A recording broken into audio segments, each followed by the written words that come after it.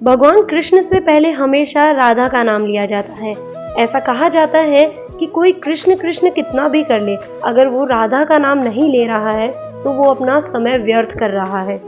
श्रीमद् देवी भागवत नामक ग्रंथ है, उसमें ये लिखा हुआ है कि जो इंसान राधा का नाम लेता है, भगवान श्री कृष्ण सिर्फ उसी की पुकार सुनते हैं। इसीलिए कृष्ण को पुकारना है तो राधा को पहले बुलाओ। जहाँ श्री भगवती राधा होंगी वहाँ कृष्ण अपने आप चले आएंगे। भगवान कृष्ण स्वयं कहते हैं कि राधा उनकी आत्मा है, तो जहाँ आत्मा होगी वहाँ तो कृष्ण को आना ही पड़ेगा।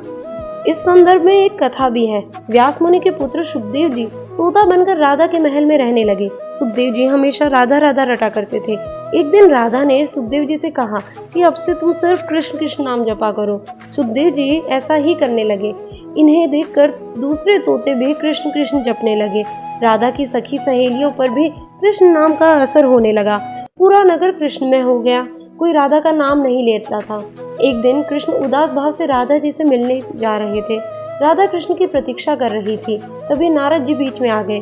कृष्ण के उदास चेहरे को देखकर नारद जी ने पूछा कि प्रभु आप उदास क्यों हैं?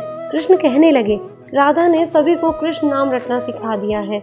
कोई राधा नहीं कहता, जबकि मुझे राधा नाम सुनकर प्रसन्नता होती है। कृष्ण के ऐसे वचन सुनकर राधा की आंखें भर आई। महल लौटकर राधा ने सुखदेव जी से कहा कि अब से आप राधा राधा ही जपा करें। उस समय से ही राधा का नाम पहले आता है, फिर कृष्ण का। राधा कृष्ण की तरह सीता का नाम भी राम से पहले लिया जाता है। असल में राम और कृष्ण दोनों एक ही हैं और राधा एवं सीता भी एक ही है। यह हमेशा नित्य और शाश्वत है।